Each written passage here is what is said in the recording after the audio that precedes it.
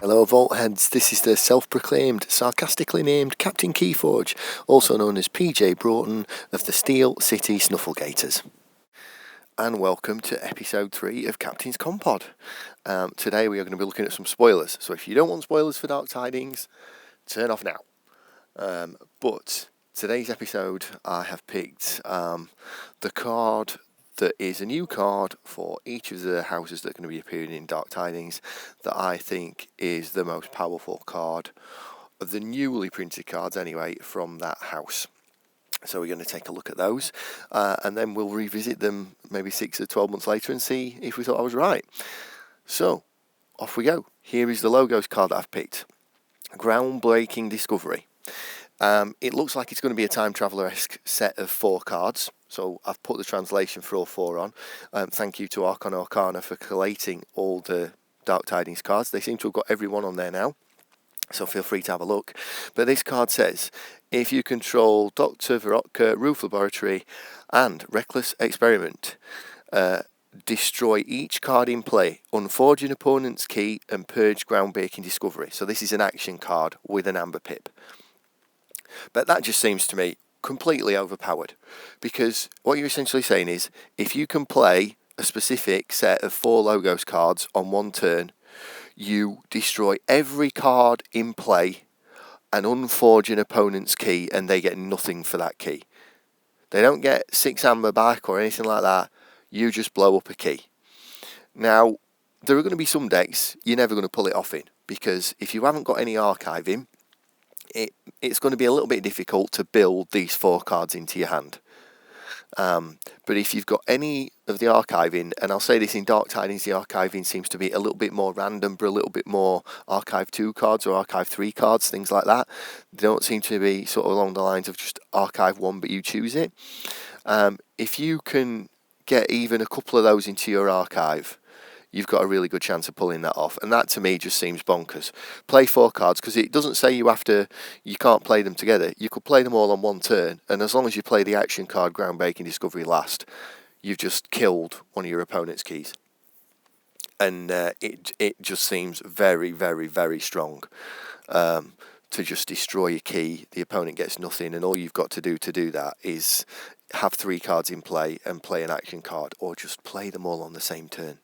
So that is my Logos pick. Here is my Sanctum pick. Red Hand Registry. After amber is stolen from you, your opponent skips their forged key step in their next turn. And this is an artifact. I mean, that is really good as well. I look at that and I'm thinking, I've got decks that couldn't beat that, because the only way I could take them off check and stop them forging their final key is to steal from them. But if I steal from them, I can't forge myself unless I've got a key cheat. And those decks don't have a key cheat. So, yeah, this to me, again, seems massively, massively powerful. It's really good. It's something that sits there and goes, if you steal from me, miasma, you cannot forge on your next turn unless it's with a key cheat. What an absolutely brilliant card. I'm never going to be disappointed seeing that. Now, another thing that makes me think it is so powerful is the fact that it's an artifact. I've looked through all the Dark Tidings cards. There are 5 that destroy an artifact. 5. And that even includes the Groundbreaking Discovery that I've just told you about. That's not exactly going to be your first choice of artifact control. Hawk is not there. Tachyon Pulse is not there. Gorm of Orm is for Sanctum, a card called Corrosion is for Unfathomable, 2 cards in Untamed will do it.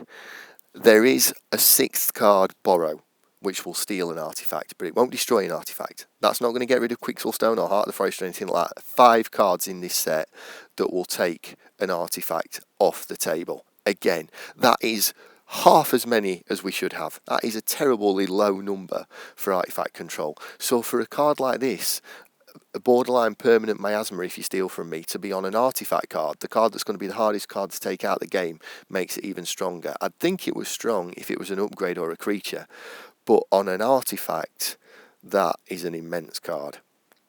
And then this is going to bring us on to Saurian.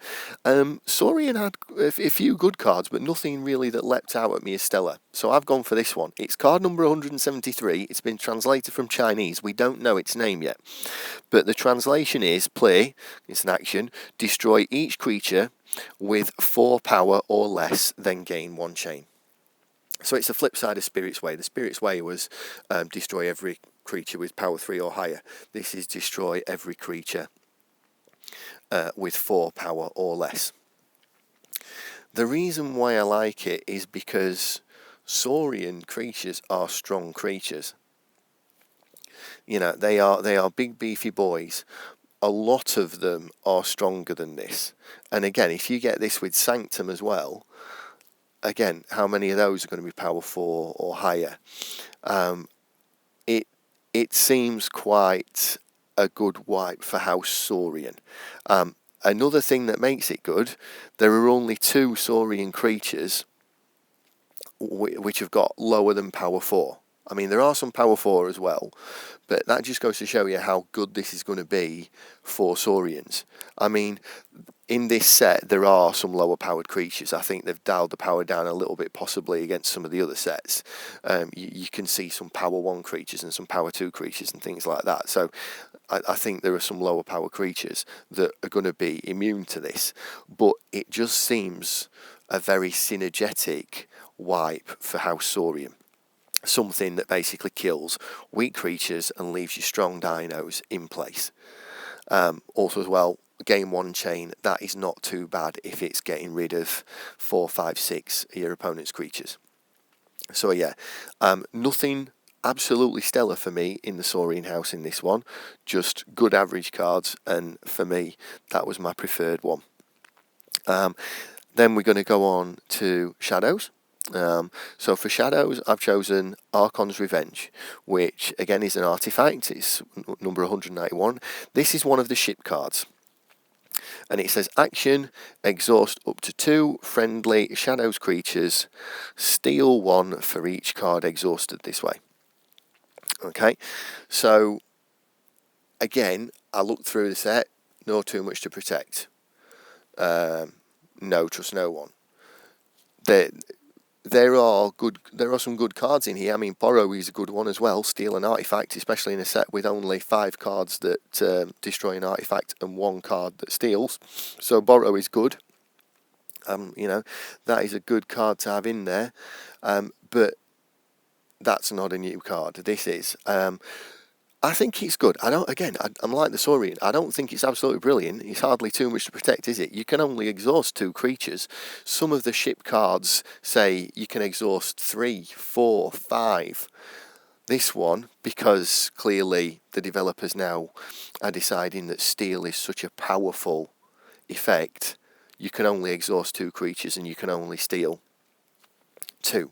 But if you've got any 2 Shadows creatures that are ready, regardless of whether they're good Shadows creatures, bad Shadows creatures, or even possibly Shadows creatures with a great play effect and an absolutely rubbish reap, fight, or action effect, you can exhaust them and use this card to steal 2.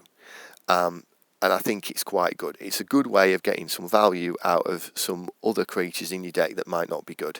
And again, out of all the new Shadows cards, I felt it was the best one.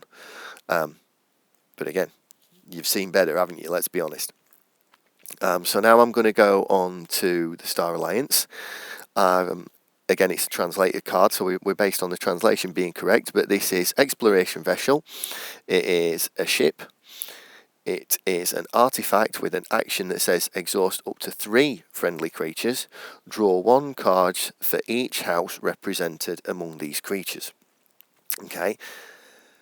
Now, the reason why I like this one, we've just talked about the Shadows one. 2 friendly Shadows creatures. You had to exhaust Shadows creatures, otherwise it didn't work.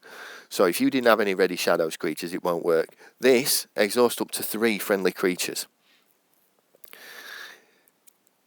And you can only do 3, and you're only going to have 3 houses anyway, realistically. But if you do that, you're exhausting 2 creatures that are not of the house you're playing this turn, and you're drawing a card for them. And again, if you draw 3 cards, the chances of one of those cards being Star Alliance and playable is quite high.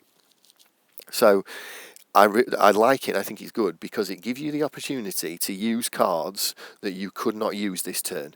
If you've got a Logos card down or an Untamed card or whatever that's a creature that you could use, but you choose Star Alliance, we all know you can't use it, you can't reap with it, you can't fight with it, you can't do anything with it. This allows you to exhaust it and draw another card in its place.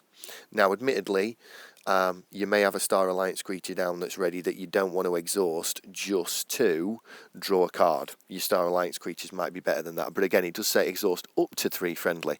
So if you have 2 creatures that are out of house that are ready, you can use this to exhaust them, draw 2 cards, and hopefully you'll get something playable this turn. And even if you don't, you're building your hand so you can plan around your next turn too. So it is a good way of getting some value out of house to play either this turn or to build your hand towards playing the next turn. So that was my Star Alliance one. Again, there's a bit of a theme developing here because we're into Unfathomable now. And again, it's another artifact. And it is another one of the ships. We believe it's translated as Sobog's Thing. It's card 328. It's an artifact with an amber pip. It's a passive ability that sits there all the time. You don't have to action it. And it says, after your opponent forges a key, exhaust each creature they control. I really like that. I think that's very good. So it just sits there. Unless you can steal it or remove it, the moment you forge your key, all your creatures are getting exhausted. Right at the start of your turn. So, right at the start of your turn, you forge your key, all your creatures are unusable now for this turn. That is a great leveler and a great bit of punishment for forging a key. And as well, there's absolutely no way around it.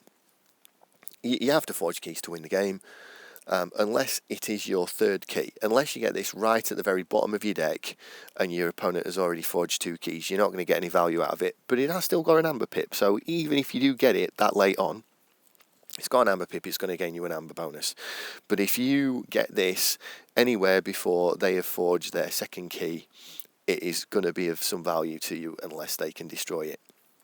And that, that could be the difference between winning the game or not. If they've got a decent size, a middle sized board or a big board, and they are forging the 1st key or the 2nd key, and they're about to push ahead and do a lot of reaping or something like that, you're not doing any reaping this turn, you're not doing any reaping, any fighting or anything, all your creatures are just out for a turn. It's almost going to cost your opponent a turn. They are going to be able to play the cards in their hand, but anything that's down that's a creature, they can't use. I really like it. I think that's a good one. And then we're going to move on to Untamed. Now, this one we're not going to see as often as everything else because it's one of the evil twin creature cards. Okay? But it's mega. So it's 373. Witch of the Dawn.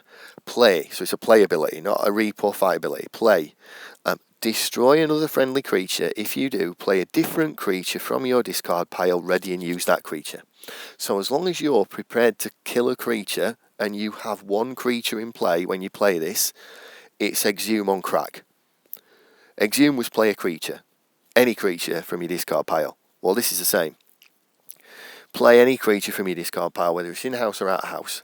But then, ready and use it as well. I mean, if you get this with Star Alliance, wow. You think of all those play, fight, reap abilities in Star Alliance. I mean, CXO Tabor's in here. Now, admittedly, that's not a play ability, but it's a reap ability. So you could play him.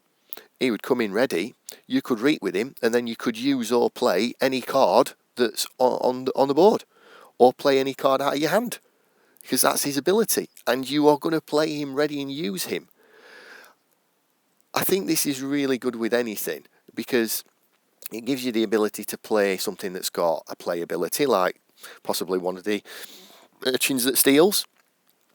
But if it's something that has got a really good in-play reap ability or fight ability, or even better, play, fight, reap, when you see this card with cards that have got good play, fight, reap abilities, you're going to be rubbing your hands together and going, I know which card I want back.